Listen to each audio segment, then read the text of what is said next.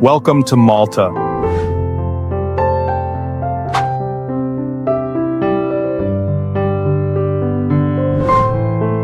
A land of ancient wonders, slow rhythms, and stories carved into every cobblestone.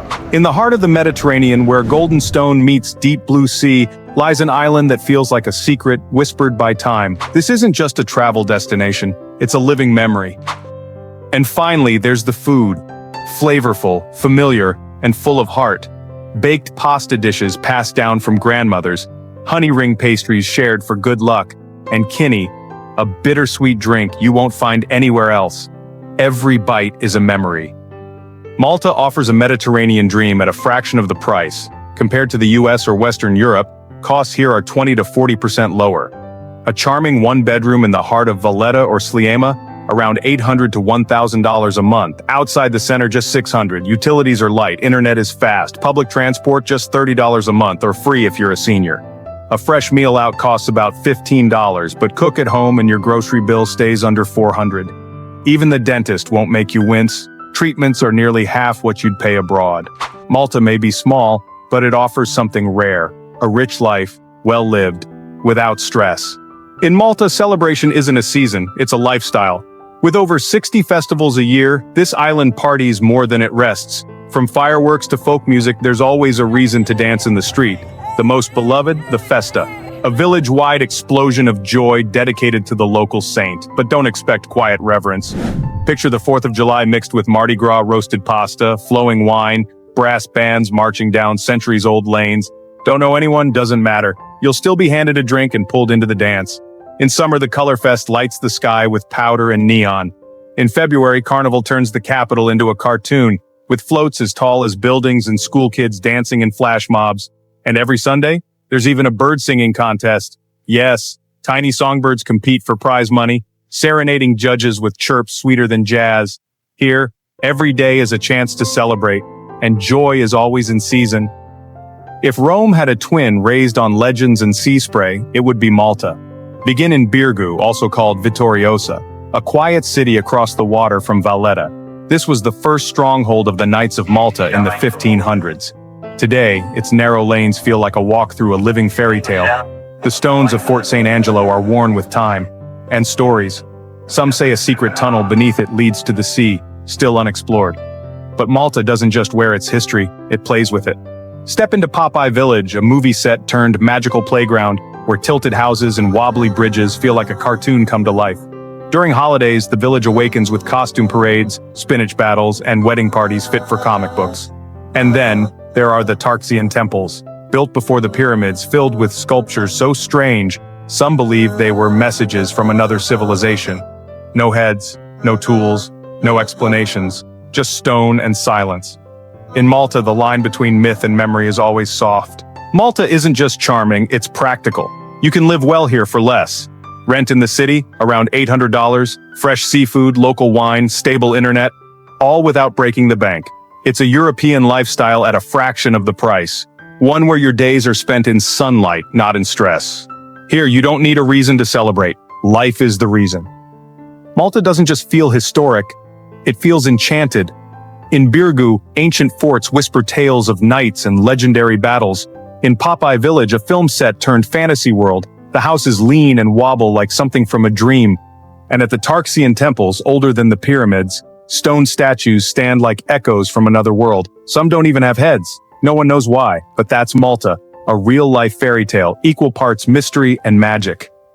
Valletta may be smaller than New York Central Park, but its spirit is anything but. This capital is an open-air museum. Over 320 historical monuments are tucked into just 0.3 square miles. Retro orange buses rumble past Baroque palaces, Galleria balconies overflow with flowers, and as the sun sets, music fills the air.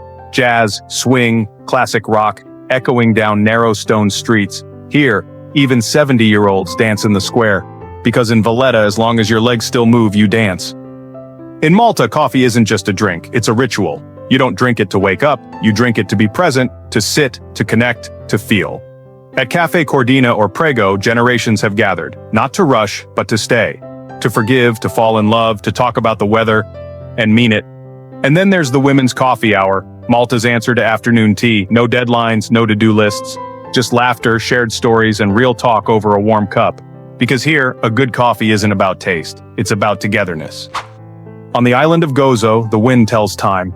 Teresa's house, with the cheese pies, Salvu's place by the grapevines, deliveries, done by rope and pulley between balconies, fresh bread, grilled fish, even love letters.